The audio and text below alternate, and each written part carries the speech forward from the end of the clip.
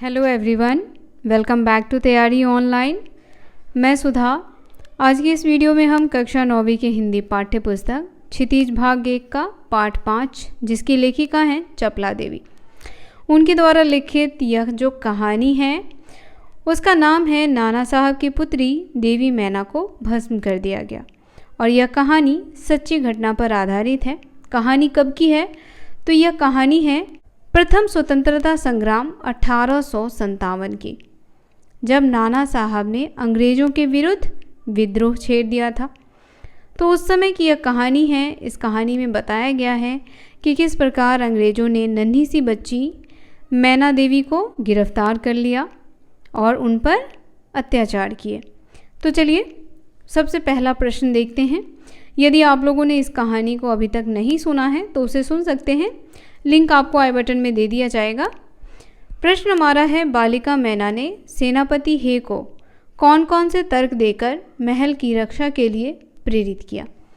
तो देखिए, मैना जो थी वह सेनापति हे को जानती थी, क्योंकि उसकी जो बेटी थी मेरी मैना की सबसे अच्छी दोस्त थी। इसीलिए मैना हे को भी जानती थी। जो सेनापति हे थे वह मैना को अपनी पुत्री की तरह मानते थे। महल में आना जाना था उनका।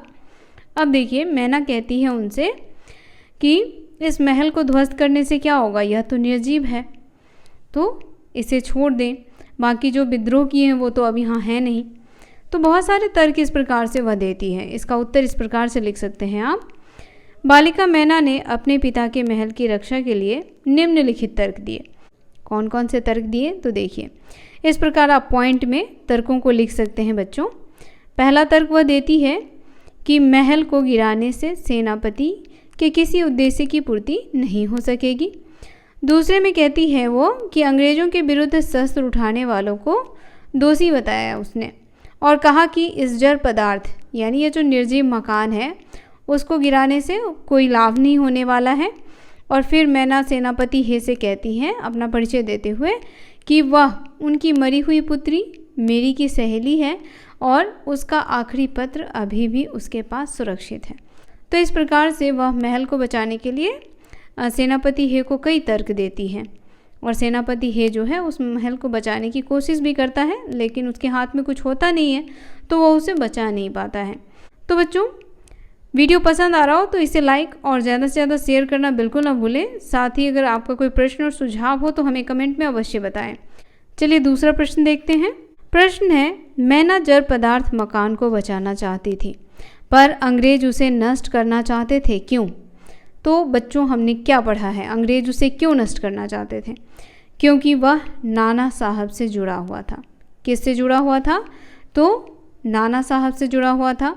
और अंग्रेज चाहता था कि नाना साहब से जो भी चीज़ें जुड़ी हो वह उन सारी चीज़ों को नष्ट कर दे। तो इसीलिए यह आदेश जारी किया गया था कि नाना साहब से संबंधित सभी चीज़ों को नष्ट कर दिया जाए। अब देखिए, उत्तर इस प्रकार से लिखें। मैना अपने मकान को बचाना चाहती थी क्योंकि वह मकान उसकी पैतृक धरोहर थी। उसी में मैना की बचपन की, पिता की, परिवार की यादें समाई थी। यानी समस्त परिवार की यादें जो है उसी मकान में समाई थी।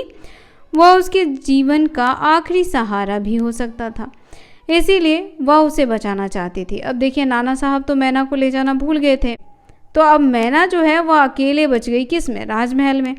तो अब वो कहाँ जाती? तो वे यह भी चाहते थे कि वह महल रहे ताकि वो वहाँ रह सके। अब नाना साहब ने अंग्रेज़ों का नरसंहार करके उन्हें बहुत हानि पहुंचाई थी। उनसे बदला लेने के लिए अंग्रेज़ सरकार उनसे जुड़ी हर निशानी नष्ट करना चाहती थी। यह राजमहल उनके दुश्मन नाना साहब का था। ब्रिटिश सरकार से मिले आदेश के अनुसार वे उनकी हर निशानी को मिट्टी में मिला देना चाहते थे, ताकि देश में फिर ऐसा कोई अंग्रेज़ों के विरुद्ध आवाज़ ना उठा सके। तो ये मुख्य वजह था नाना साहब के समस्त चीज़ों को नष्ट करने का।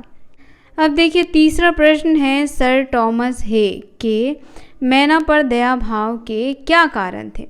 अब टॉमस हे जो था वह क्यों मैना पर दया कर रहा था? अब देखिए, मैना सर टॉमस हे की मृत पुत्री मेरी की प्रिय सखी थी, यानी उसकी बहुत ही अच्छी फ्रेंड थी। दूसरा कारण यह रहा होगा कि मैना के घर आते रहे होंगे और तब वे मैना को अपनी पुत्री के समान ही प्यार करते थे।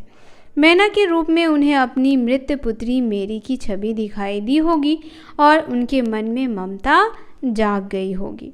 उन्हें मैना के तर्कों में सच्चाई नजर आई होगी। ये सभी कारण रहे होंगे कि हे के मन में मैना के प्रति दया का भाव उत्पन्न हुआ। तो इसीलिए हे भी चाहते थे कि वह किसी भी प्रकार से मैना की मदद करे। चौथा प्रश्न था, मैना की अंतिम इच्छा थी कि वह उस प्रसाद के ढेर पर बैठकर जी भर कर रो ले। पाषाण हृदय वाले जनरल ने किस भय से उसकी इच्छा पूर्ण न होने दी? तो उसके मन में क्या भय था जिस वजह से वह मैना की इस आखिरी इच्छा को भी पूरी नहीं होने दिया? तो देखिए उत्तर लिखेंगे, मैना महल के ढेर पर बैठकर जी भर कर रो लेना चाहती थी, पर पाषाण हृदय जनरल ऑटरम ने उसकी यह इच्छा पूरी न होने दी। जनरल ऑटरम के मन में भय रहा होगा कि अगर उसने नाना साहब की बेटी के प्रति जरा भी सहानुभूति दिखाई तो ब्रिटिश सरकार का गुस्सा उन पर फूट पड़ेगा, उसे इसके लिए कठोर दंड भी मिल सकता है। इस कारण उसने मैना की यह छोटी सी इच्छा भी पूरी न होने दी। तो ये प्रमुख कारण था ऑटरम का कि वह मैना की छोटी इच्छा को भी पूरी नहीं होने दिया। पांचवा प्रश्न है, बालिका मैना के चरित्र की कौन कौन सी विशेषताएं आप अपनाना चाहेंगे और क्यों? तो बच्चों ये प्रश्न जो है उसका उत्तर आप हमें कमेंट में लिख करके अवश्य बताएं कि आप मैना की कौन कौन सी विशेषताओं को अपनाना चाहेंगे। देखिए इसका उत्तर इस प्रकार से लिख सकते हैं, बालिका मैना के चरित्र से हम देश प्रेम की भावना, साहस, अस्पष्ट वक्ता, निडरता, भावुकता और तर्कशीलता की विशेषता अपनाना चाहेंगे। अब देखिए मैना एक छोटी सी बच्ची थी, फिर भी वह इतने बड़े सेना के सामने अकेले खड़ी होकर के यह कह सकती है कि उसका महल नष्ट न किया जाए और उसकी बात को माना भी जाता है। तो यह एक निडर बच्चा, एक साहसी बच्चा ही ऐसा कर सकता है। आगे लिखेंगे, क्योंकि ये कुछ ऐसे गुण हैं जिससे मनुष्य का चारित्रिक विकास होता है और वह अपने साथ साथ देश के विकास में सहभागी बन सकता है। ठीक है ना? तो इस प्रकार से उत्तर लिखें बच्चों। अगला प्रश्न है, टाइम्स पत्र ने 6 दिसंबर को लिखा था, बड़े दुख का विषय है कि भारत सरकार आज तक उस दुर्दांत नाना साहब को नहीं पकड़ सकी। इस वाक्य में भारत सरकार से क्या आशय है? तो देखिए इसका उत्तर लिखेंगे, यहाँ भारत सरकार से आशय है ब्रिटिश शासन के आदेशों के अंतर्गत चलने वाली ऐसी सरकार जिसे अंग्रेज अधिकारी उनके नाम पर चलाते थे। क्योंकि बच्चों उस समय भारत में ब्रिटिश शासन था, यानी ब्रिटिशों का अधिकार था हमारे देश पर और वही हमारे देश को चला रहे थे। तो इसका करेक्ट आंसर हो जाएगा कि यहाँ भारत सरकार से आशय है ब्रिटिश शासन के आदेशों के अंतर्गत चलने वाली सरकार।